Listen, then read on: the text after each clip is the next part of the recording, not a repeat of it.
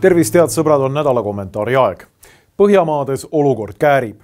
Kui ma viimati rääkisin teeneka Rootsi politseiniku Peter Springare avaldusest, siis seekord tuleb rääkida Soomest.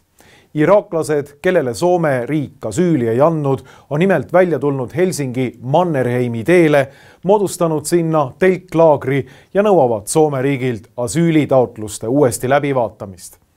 Üle tee on aga reaktsiooniks samasuguse laagri püsti pannud Soome immigratsioonivastased, kes vannuvad, et püsivad seal täpselt nii kaua, kuni iraaklaste laager lammutatakse. Üritust on jõutud ristida ka juba Soome Maidaniks.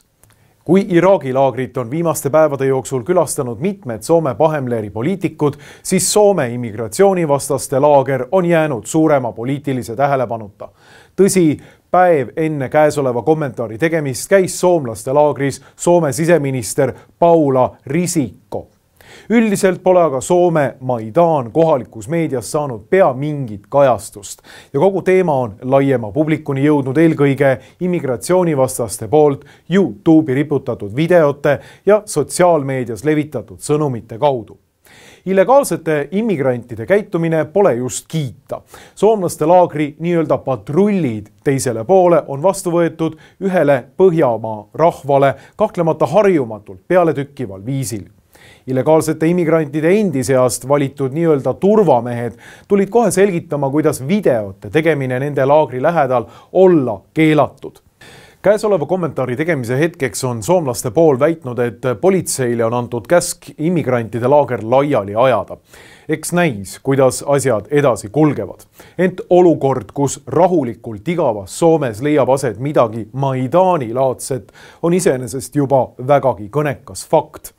Et kui valitsused ei asu lahendama illegaalide ja immigratsiooni juurpõhjuseid, kaitsma vajadusel oma piire, eelistama oma enda kodanikke illegaalsete immigrantidele ja näitama üles nulltolerantsi kõikvõimalike kuritegude vastu, on vaid aja küsimus, millal pinged kasvavad nii suureks, et kork lendab pudelilt suure kaarega ning välja purskub inimestest talletunud äng ja viha.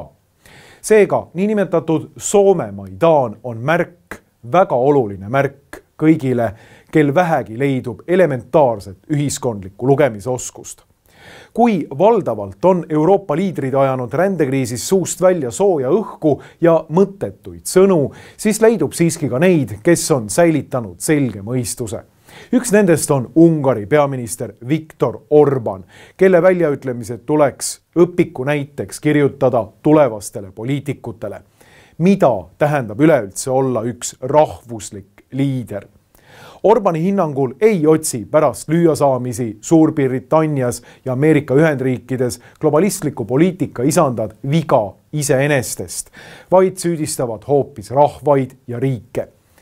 Tsiteerin, nad on otsustanud, et ei anna käest oma positsioone, vaid lömastavad iga rahva tahte, kes astub vastu avatud ühiskonnale ja liberaalsele valitsusviisile.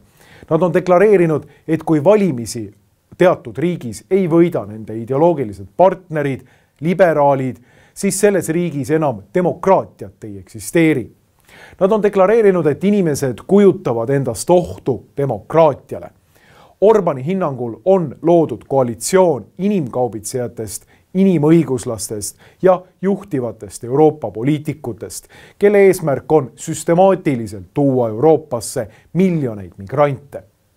Kuhu see välja viib, küsib ta ja vastab, et niinimetatud avatud ühiskonna aktivistid tahavad tekitada süsteemi, milles tõeline võim, otsused ja mõju tuleb anda inimestele, kes on osa globaalsest võrgustikust, meediakurudele, mittevalitud rahvusvahelistele organisatsioonidele ja nende kohalikele kontoritele, ütleb Orban.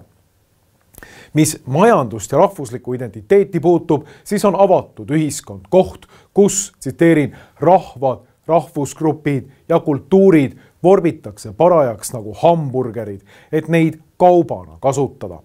Riikides tehakse raudteejaamad, kõik saavad sõita sisse ja välja, hoiatab Orban. Lõppkokkuvõttes soovib globalistlik eliit Orbani sõnu lihtsalt Euroopa elanikkonna välja vahetada. Niisiis kõneleb ühe maa peaminister. Sellist juttu on plastikust ja teflonist valitsuse liikmetega harjunud eestlasel suisa imelik kuulda. Kas võib kuskil tõepoolest leiduda peaministreid, kes reaalselt hoolivad oma enda maa ja rahva saatusest ja tegutsevad kooskõlas oma veendumustega? No see mõte tundub meie kontekstis kuidagi imelik. Kas pole? Igal juhul on Euroopas küllalt järgi neid, kes ei ole nõus enese ja oma laste väljavahetamisega islamistlike sisserändajate poolt. Leidub neid, kellele Welbeckilik alistumine ei lähe kohe mitte. Praegu näeme sellest alles esimesi tärkavaid märke. Mina olen Markus Järvi, Objektiivi toimetaja.